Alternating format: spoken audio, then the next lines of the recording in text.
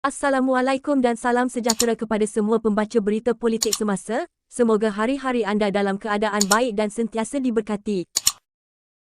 Usul yang diluluskan pada sesi Perhimpunan Agung UMNO Sabtu supaya dua jawatan utama parti tidak dipertandingkan akan membuka ruang kepada UMNO untuk bersatu semula dan bangkit menyusun strategi, kata penganalisis. Mereka juga percaya bahawa usul yang diluluskan itu ketika UMNO dalam tahap kritikal, mampu mengelakkan parti daripada terus berpecah. Walaupun keputusan itu mungkin tidak disambut oleh ahli yang percaya bahawa tindakan tersebut tidak demokratik, namun ia boleh membantu UMNO memulihkan keadaan, terutamanya dengan 6 pilihan raya negeri yang tidak lama lagi. Azizuddin Mohamad Sani dari Universiti Utara Malaysia berkata sejarah telah menunjukkan bahawa perebutan jawatan Presiden UMNO sentiasa memberi kesan negatif kepada parti dari segi perpaduannya. Antara beberapa contoh adalah pada tahun 1988 ketika perebutan kuasa antara Tengku Razaleigh Hamzah dan dari Mahathir Mohamad yang menyaksikan UMNO asal diharamkan, sebelum Tengku Razaleigh membentuk Semangat 46 manakala Mahathir menubuhkan UMNO baru yang wujud sehingga hari ini. Memang kita nak lihat demokrasi berjalan dalam setiap parti. Dalam UMNO pun demokrasi masih berjalan, tetapi lebih baik pertandingan tidak dijalankan untuk dua jawatan tertinggi ini untuk penyatuan parti dan stabilkan kerajaan persekutuan yang masih perlukan dua pemimpin ini. Rasional perwakilan UTKIM menyokong untuk dua jawatan tertinggi itu tidak ditandingkan adalah untuk fokus penyatuan dalam UMNO, kata Azizuddin kepada Malaysia Kini. Menurut ahli akademik itu, senario politik semasa berbeza dengan pada 2018, semasa pemilihan parti yang menyaksikan Ahmad Zahid Hamidi, Airi Jamaluddin dan Tengku Razaleigh bertanding merebut jawatan Presiden UMNO. Ketika itu katanya, jawatan itu kosong selepas Najib Razak melepaskan jawatan sebagai Presiden UMNO berikutan kekalahan teruk parti itu pada pilihan raya umum ke-14.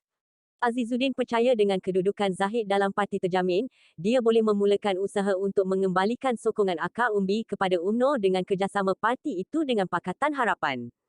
Selain menjadikan Zahid sebagai timbalan Perdana Menteri, dia berkata kerajaan perpaduan yang diketuai oleh pengerusi PH Anwar Ibrahim juga memberikan portfolio Menteri Pembangunan Luar Bandar dan Wilayah kepada Zahid, kedudukan ampuh untuk UMNO bagi terus berhubungan dengan penduduk luar bandar dan separa bandar, khususnya orang Melayu. Yang penting sekarang ini Zahid perlu bina kembali parti bersama-sama mereka yang sokong beliau. Paling penting sokongan dari PH yang nampak agak terbuka bagi balik dia bina parti.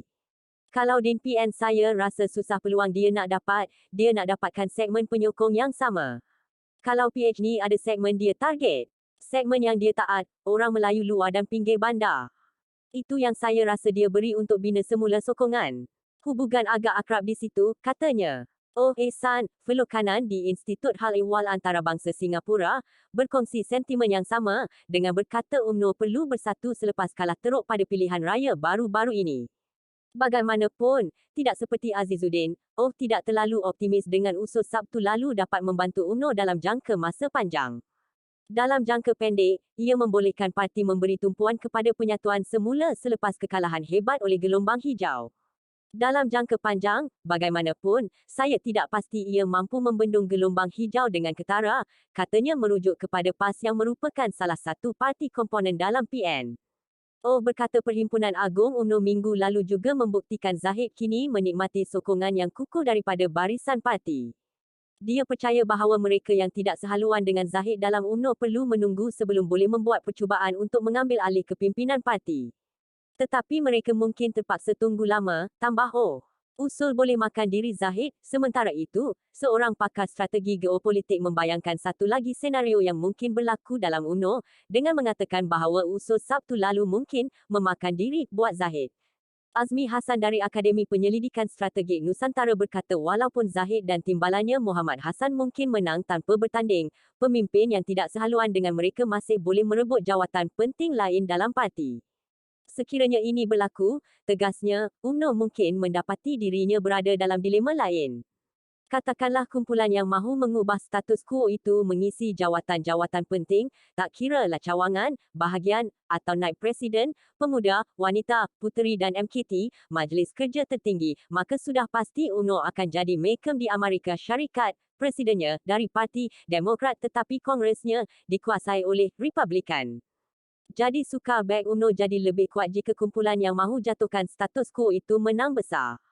Sudah pasti kumpulan yang mahu jatuhkan status quo itu akan gunakan senjata tidak mahu bekerjasama dengan DAP, katanya sambil menambah bahawa ini di sebalik penjelas yang telah diberikan oleh Muhammad Hassan. Menurut Azmi, keadaan sedemikian akan menyukarkan UMNO untuk membina semula kekuatannya.